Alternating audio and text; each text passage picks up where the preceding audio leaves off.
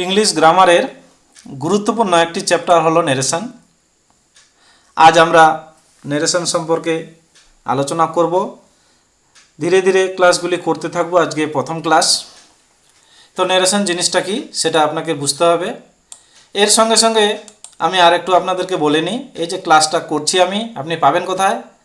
ইউটিউবে যাবেন, help headmaster লিখবেন, তাহলে আপনি পেয়ে যাবেন ভিডিও।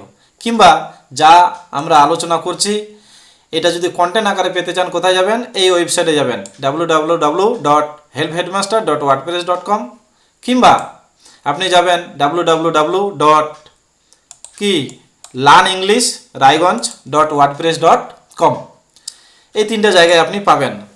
তো নেরেশন চেঞ্জ সম্পর্কে আলোচনা করতে গেলে আপনাকে আগে জানতে হবে নেরেশন জিনিসটা কি। নেরেশন মানে তাহলে এমনি উক্তি। তো এই নেরেশন জিনিসটা কি সেটা বোঝার জন্য দেখেন আমি প্রথমে একটা লাইন নিলাম। আর একটা জিনিস বলি, ভুলভ্রান্তি হতে পারে, কেননা আমি আমার ওয়েবসাইটে হেল্প হেডমাস্টারের যে ওয়েবসাইট, এই যে দেখেন এখানে লগোটা, এই ওয়েবসাইটে ডাইরেক্ট গিয়ে এই ক্লাসটা কিন্তু করাচ্ছি। সব কিন্তু আমি ডাইরেক্ট এখানে লিখবো আর কি, যা যা লেখার প্রয়োজন হবে আমি লিখবো এবং সেটা সেভ করে দিলেই আমার ওয়েবসাইটে সেভ হয়ে থেকে যাবে, আপনারা দেখতে পারবেন। তো দেখেন একটা লাইন আমি নিলাম, আজিজ নেয়াজকে বলল আমি বাজারে যাই। আমি বলতে কে এখানে? আমি বলতে কিন্তু আজিজ। আজিজই কিন্তু বক্তা। আজিজ কাকে কথাগুলি বলছে? নেয়াজকে বলছে। নেয়াজ কিন্তু শ্রোতা, ও শুনছে। হলো? তো আজিজ বলছে বক্তা, নেয়াজ শুনছে, ও শ্রোতা। আজিজ কি বলছে নেয়াজকে? আমি বাজারে যাই। আমি বলতে আজিজই কিন্তু বাজারে যাচ্ছে। তাহলে দেখেন আজিজ হলো বক্তা। বক্তার কথাগুলি, বক্তা যা বলল হুবহুব সেটাই রাখা হলো। বক্তার কথাগুলি যদি হুবহুব রেখে দেওয়া হয় তাহলে সেটাকে আমরা বলি ডাইরেক্ট নেরেশন। দেখেন এইটার আমি এবার ইংরেজিটা এই যে নিচে লিখলাম, Aziz says two Neyaz comma inverted comma I go to market. তাহলে দেখেন আমি যে এই যে ডাইরেক্ট নেরেশন বললাম, আপনি চিনবেন কি করে যে এটা ডাইরেক্ট নেরেশন? ডাইরেক্ট নেরেশন চিনার সহজ উপায় হলো কমা থাকবে একটা, ইনভার্টেড কমা থাকবে। কি থাকবে? একটা কমা থাকবে আর এই যে ডাবল ইনভার্টেড কমা থাকবে। এটা দেখে আপনি বুঝে যাবেন যে এটা হচ্ছে ডাইরেক্ট নেরেশন। বক্তা যা বলেছে ওনার কথাগুলি হুবহুব এই ইনভার্টেড কমার ভিতরে রয়েছে, ডাবল ইনভার্টেড কমার ভিতরে। এইবার এই কথাগুলি আজিজ যা বলল নিয়াজকে, রহিম নামে অন্য একটা ব্যক্তি শুনলো। ও শুনে কি করলো? ওর মাকে গিয়ে ও বলছে যে কি, মা তুমি জানো আজিজ না নিয়াজকে হচ্ছে কিছু কথা বলেছে। কি কথা? যে সে বাজারে যায়। তাহলে তার কথাগুলো কিভাবে হবে? নিশ্চয়ই এভাবে হবে, আজিজ নিয়াজকে বলল যে সে বাজারে যায়। সে বলতে কিন্তু এখানে আজিজ।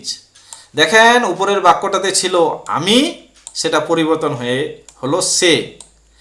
তাহলে এই যে পরিবর্তন, আমি থেকে সে, এই যে পরিবর্তনটা, এই পরিবর্তনটাকেই বলা হয়, এই যে পরিবর্তনটা এটাকেই আমাদের বলা হয় নেরেশন চেঞ্জ।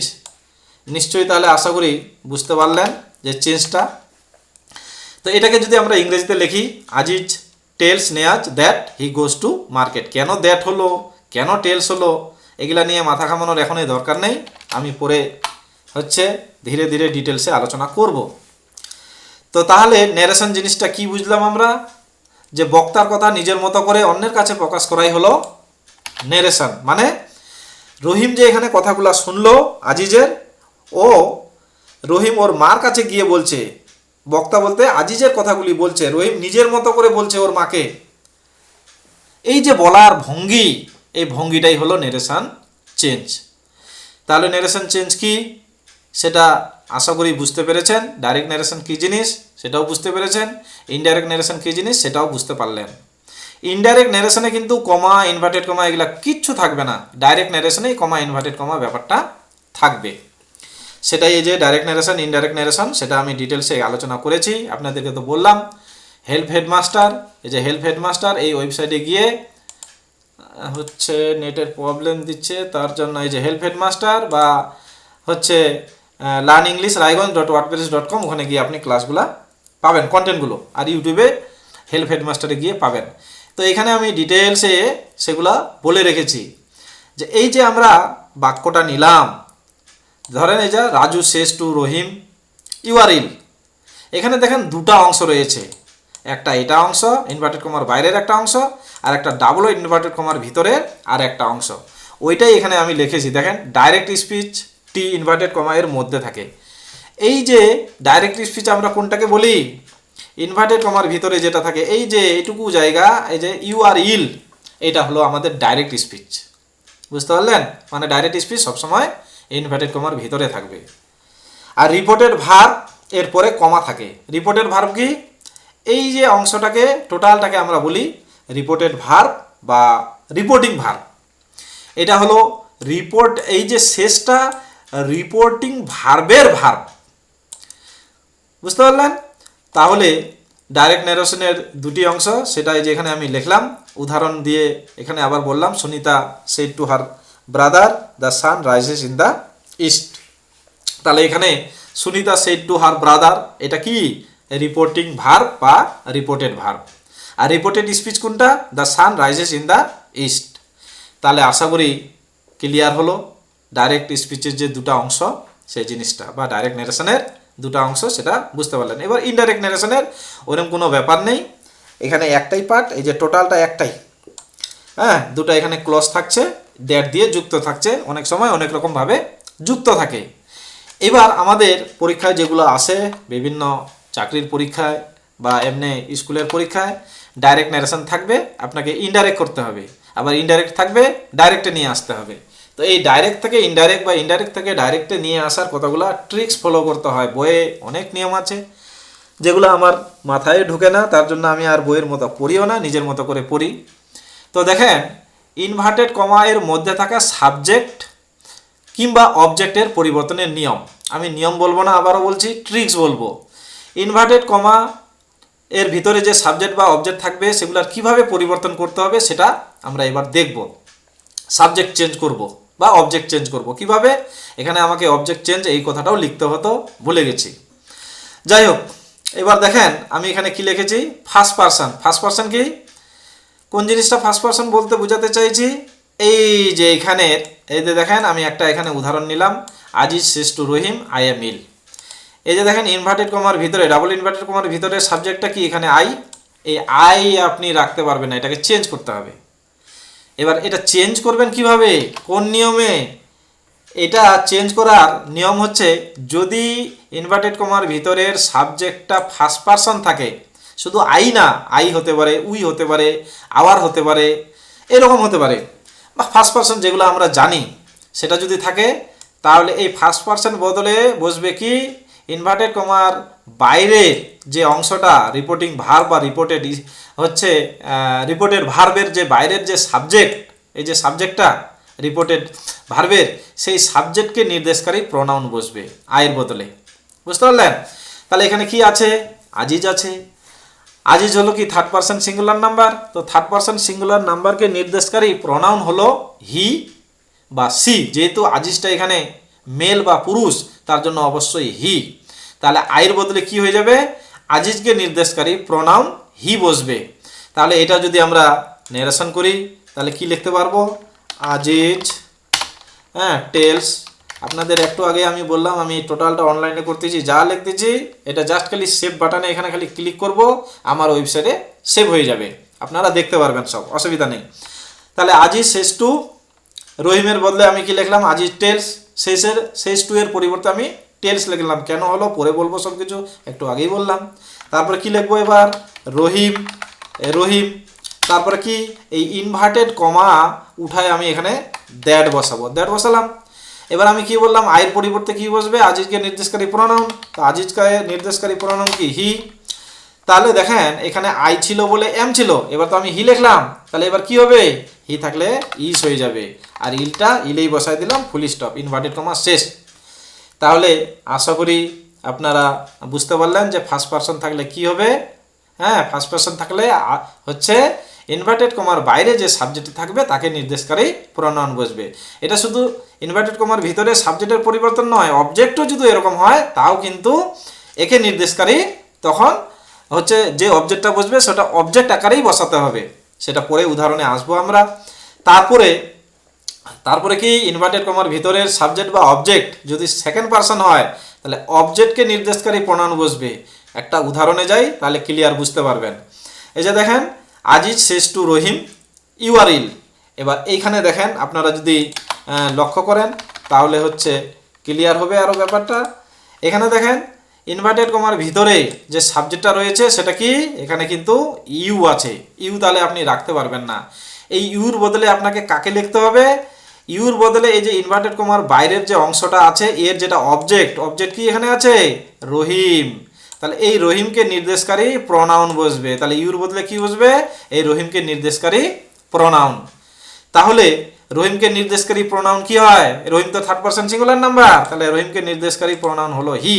তাহলে আপনাকে আবার হি লিখতে হবে। তাহলে আজিজ, আবার লিখছি আমি টেলস কি রহিম, রহিম লিখলাম। তারপর কি লিখবো? ইনভার্টেড কমা উঠে যাবে, কমাটা উঠে যাবে, কমাটার বদলে আমি দ্যাট লিখলাম। তারপর লিখবো হি। এবার আপনার মনে প্রশ্ন আসতে পারে যে হি তো থার্ড পারসন সিঙ্গুলারকে নির্দেশকারী প্রোনাউন, তাহলে তো এটা রহিমকেও নির্দেশ করতে পারে, আবার হচ্ছে আজিজকেও নির্দেশ করতে পারে। এই হির বদলে এই হি দিয়ে কাকে নির্দেশ করতে পারে? রহিমেও নির্দেশিত হতে পারে, আজিজও নির্দেশিত হতে পারে। তো একটা তো কনফিউশন চলে আসলো। এই কনফিউশনটাকে দূর করার জন্য আপনি কি করবেন? হির পরে আপনি হচ্ছে ব্রেকেটে লিখে দিবেন আপনি যে রহিমকে বোঝাতে চাইছেন, এই হচ্ছে ব্রেকেটে আপনি লিখবেন রহিম। তাহলে এটা ক্লিয়ার হয়ে গেল ব্যাপারটা। দেখেন আগে ইউ ছিল, ইউ থাকার জন্য আপনি কি লিখেছিলেন? দেখেন ইউ ছিল, ইউ থাকার জন্য আর লিখেছিলেন। এবার আমি তো হি লিখলাম, হির পরে তো ইস হয়, তাহলে এবার কি লিখবো? আমি ইল লিখবো। আবারও বলছি, এটা জাস্ট এখানে আমি সেভ মারলেই কিন্তু এটা সঙ্গে সঙ্গে আমার ওয়েবসাইটে সেভ হয়ে যাবে। তাহলে এবার এটা আমি একটু মুছে দিই, এই যে এই জিনিসগুলো, হ্যাঁ, এটা এইভাবে আমি যখনই লিখবো এই ব্লকটা কিন্তু আসবেই। কেন?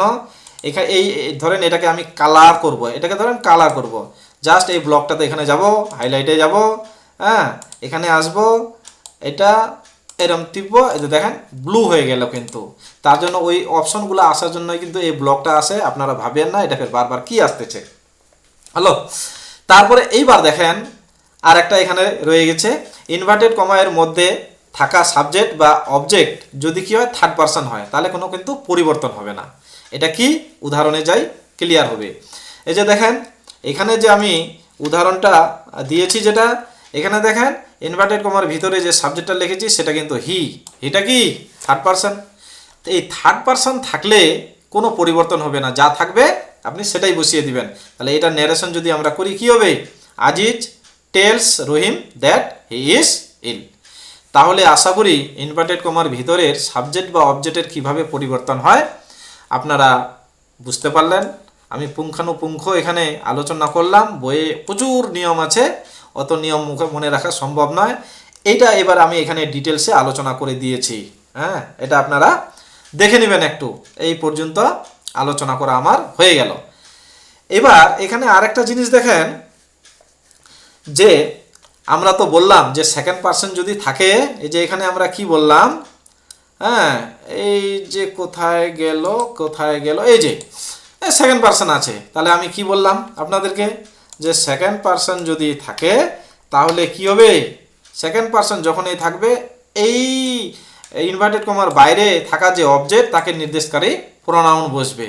এবার সাপোজ দেখা গেল কি, যে আমি একটা উদাহরণ নিয়ে নিই তাহলে আপনারা ক্লিয়ার বুঝতে পারবেন। হ্যাঁ, এইখানে এটা কপি করে ব্যাক নিয়ে আসি, এইটাকেই আমি কপি করে নিচ্ছি এখানে। হ্যাঁ, এইখানেই কপি করে নিয়ে একটা ব্লক নিয়ে পেস্ট করলাম।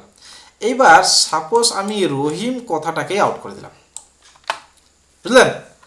রহিম কথাটাই আউট, রহিম কথাটা আউট, তো টু কথাটা আউট হবে। তাহলে আজিজ শেষ ইউ আর ইল।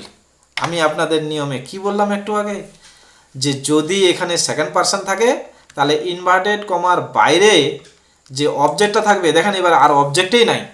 আমি তো বললাম সেকেন্ড পারসন হলে বলে এখানে নির্দেশকারী প্রোনাউন বসবে, মানে অবজেক্টকে নির্দেশকারী প্রোনাউন। তো এবার তো অবজেক্টে নাই, তাহলে আপনি কি বসাবেন?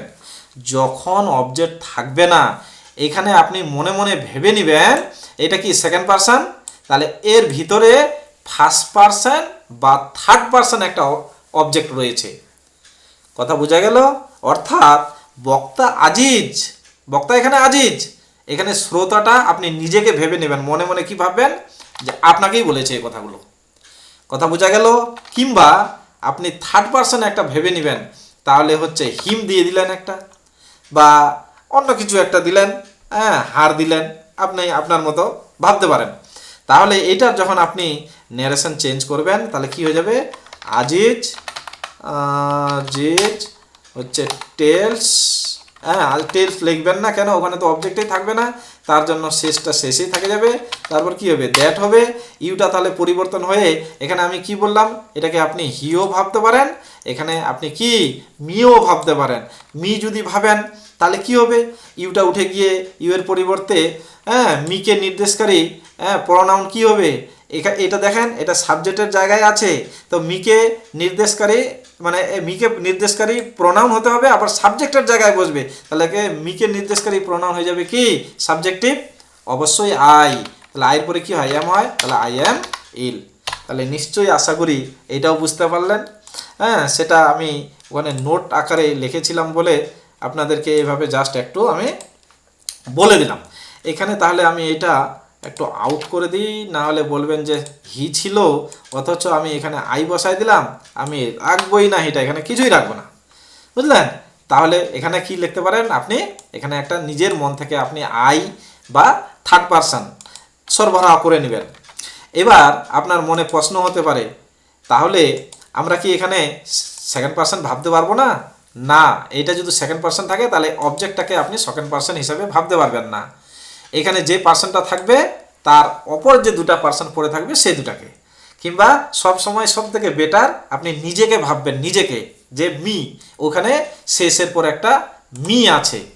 বোঝা গেল? ক্লিয়ার হয়েছে?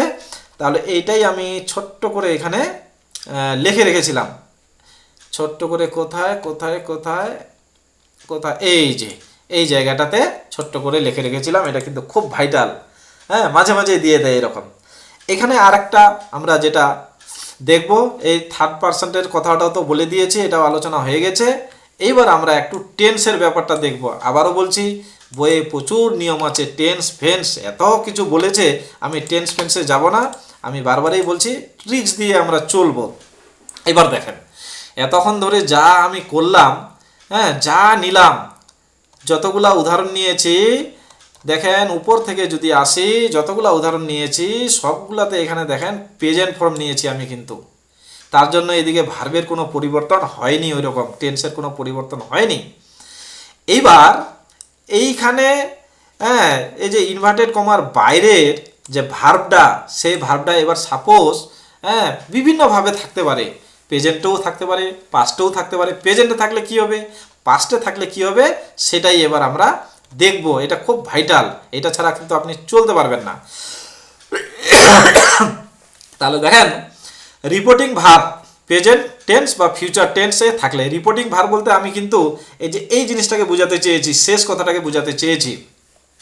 তাহলে রিপোর্টিং ভার্ব প্রেজেন্ট টেন্স বা ফিউচার টেন্সে থাকলে ইনডাইরেক্ট ন্যারেশন করার সময় ইনভার্টেড কমার মধ্যে থাকা বাক্যটির বা রিপোর্টেড স্পিচের টেন্সের কোনো পরিবর্তন হয় না।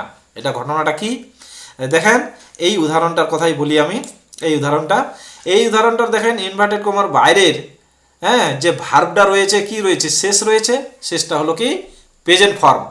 যদি প্রেজেন্ট ফর্ম থাকে বা ফিউচার ফর্ম থাকে তাহলে এই যে ইনভার্টেড কমার ভিতরে যে ভার্বটা রয়েছে এর কোনো পরিবর্তনই হবে না, যা আছে সেটাই বসে যাবে। তাহলে এটা যদি আমরা ন্যারেশন করি তাহলে কি হবে, গীতা টেলস রহিম, এই কমাটা উঠে গিয়ে কি হবে, একটা দ্যাট হবে, ইট ইজ রাইট। দেখেন ওইটাই এখানে আমি লিখেছি।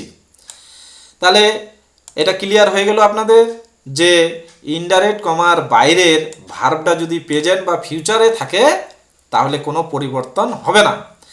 এইবার আমাদের যেটা সবথেকে গুরুত্বপূর্ণ, এই জিনিসটা কিন্তু খুব ইম্পর্টেন্ট।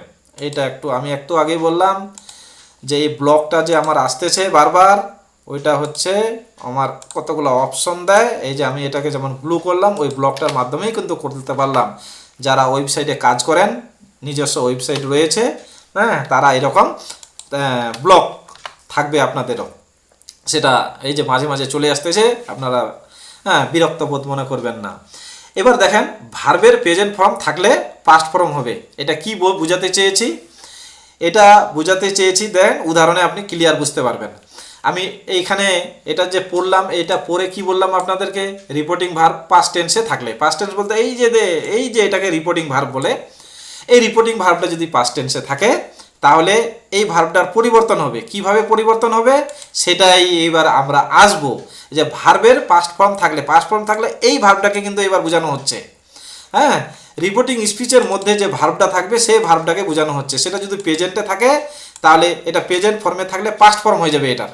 হ্যাঁ, কিন্তু আবারও বলছি, আপনাকে সঙ্গে সঙ্গে আগে দেখতে হবে এটা পাস্ট ফর্মে থাকলেই কিন্তু এটার পরিবর্তন হবে। এটা যদি প্রেজেন্টে থাকে তাহলে কিন্তু এই ভার্বের কোনো পরিবর্তন হবে না। বুঝতে পারলেন? ইনভার্টেড কমার ভিতরে যে ভার্বটার, এটার কোনো পরিবর্তন হবে না। কখন?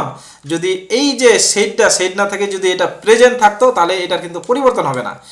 এবার এখানে যখনই পাস্ট থাকবে ইনভার্টেড কমার ভিতরের ভার্বের পরিবর্তন হবে। পরিবর্তনটা কিভাবে হবে? এই ভার্বটা যদি আপনার প্রেজেন্ট থাকে তাহলে এটা জাস্ট খালি পাস্ট হয়ে যাবে।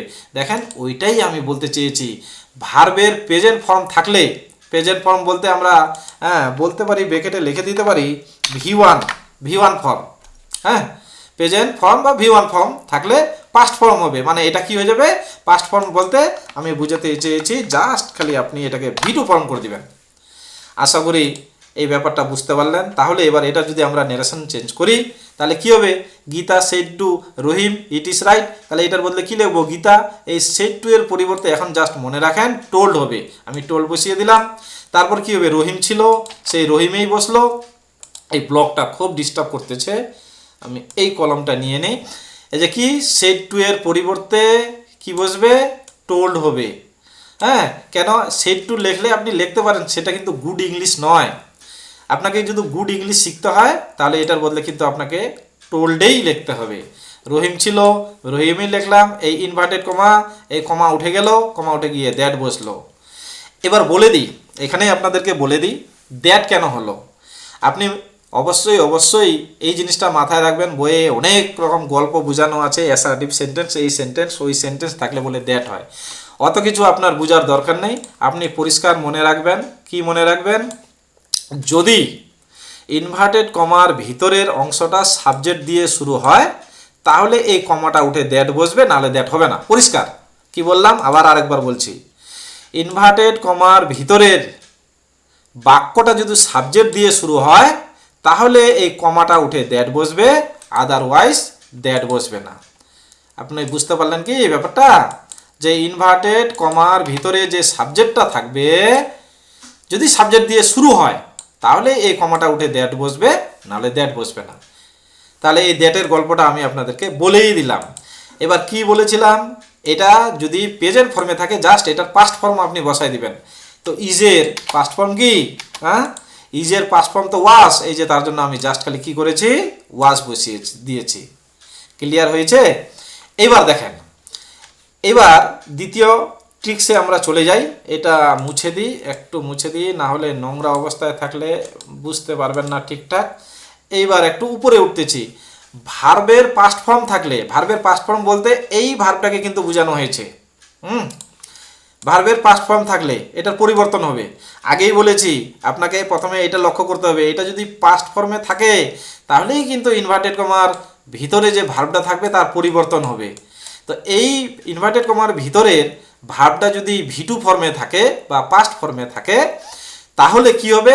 হেড লিখবেন, আর এর এই যে এখানে যে পাস্ট ফর্মটা থাকবে এর পাস্ট পার্টিসিপেল ফর্ম বসিয়ে দিবেন বা ভি3 ফর্ম বসিয়ে দিবেন।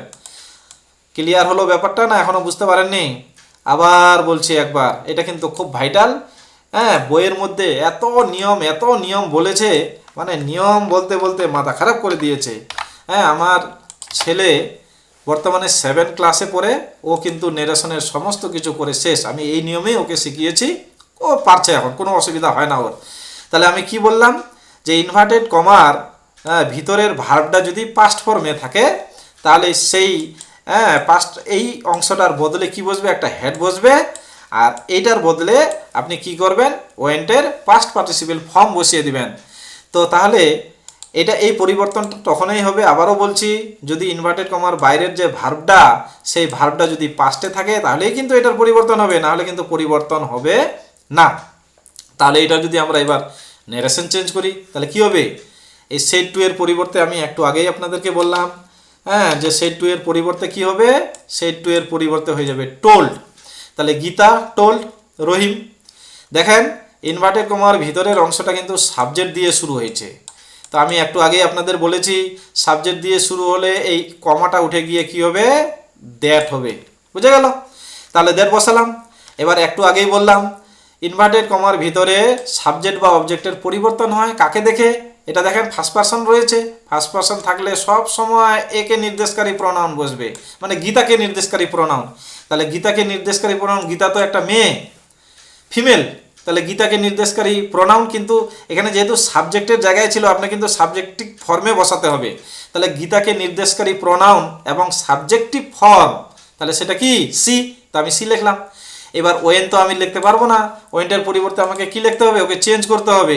তাহলে চেঞ্জ করলে আমি ওকে কি লিখবো, আমি দেখেন উপরে নিয়মটা লিখে রেখেছি। কি লিখে রেখেছি, যে যখনই আমরা এই জিনিসটা পাস্টে পাবো, কোন জিনিসটা বলেন, কোন জিনিসটা, যখনই আমরা এই অংশটা পাস্টে পাবো, পাস্ট থাকলেই ওইটার পরিবর্তে কি হবে, একটা হেড বসাবো এবং এইটার কি পাস্ট পার্টিসিপেল ফর্ম বা থার্ড ফর্ম বসবে। ক্লিয়ার হলো? তার জন্য ওয়েন, ওয়েন কি গো থেকে এসেছে, গো এর পাস্ট ফর্ম হলো ওয়েন এবং পাস্ট পার্টিসিপেল বা ভি3 ফর্ম হলো গন, তার জন্য আমি গন লিখেছি। তারপর দিল্লি টু দিল্লি, বাকি অংশটা বসে গেছে। তাহলে ক্লিয়ার হলো?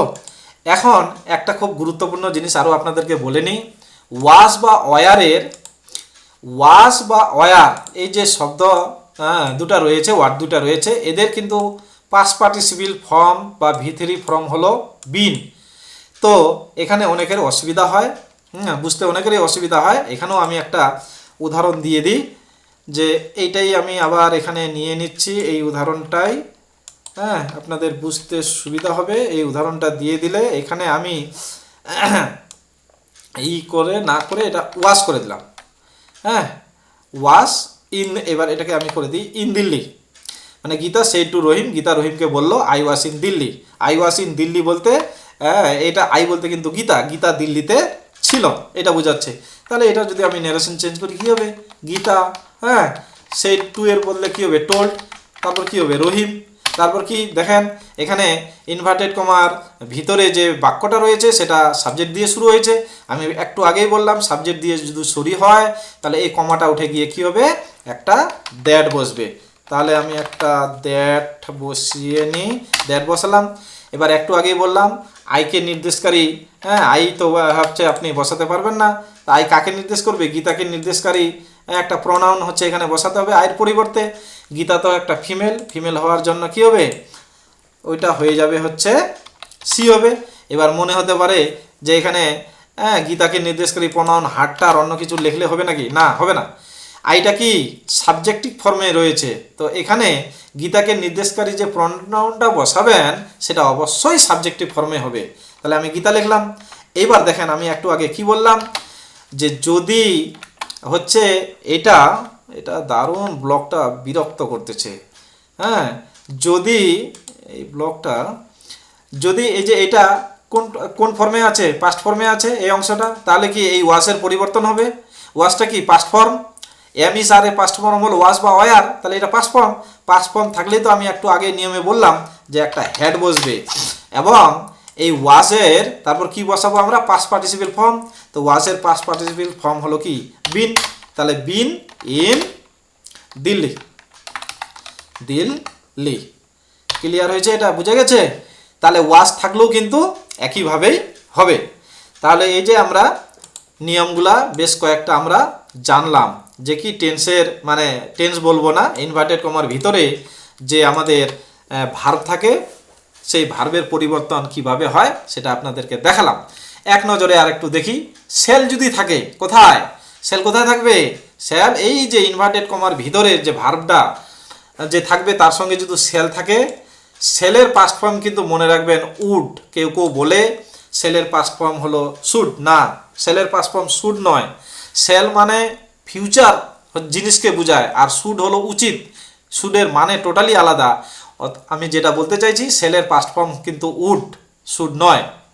তাহলে শ্যাল থাকলে আপনি অবশ্যই উড বসাবেন। আবার উইল থাকলেও কিন্তু উড হয়, উইলেরও পাস্ট ফর্ম হলো উড, সেটাও আমি লিখেছি। ক্যানের পাস্ট ফর্ম হলো কুড, মের পাস্ট ফর্ম হলো মাইট, হ্যাঁ। আর should, would, could, might, must থাকলে এদের কোনো পরিবর্তন হবে না। ক্লিয়ার হয়েছে? বোঝা গেছে? এটা যতটুকু আমি আলোচনা করলাম আশা করি বুঝতে পেরেছেন। হ্যাঁ, অনেক রাত্রি হয়ে গেছে, আজকে এ পর্যন্তই। কোথাও যদি আপনাদের অসুবিধা হয় আপনারা অবশ্যই বলবেন। আমি পরে যেখান থেকে শেষ করলাম এরপরে আবার আলোচনায় আসব। তাহলে আজ এ পর্যন্তই, ধন্যবাদ, সমাপ্ত করছি এখানেই।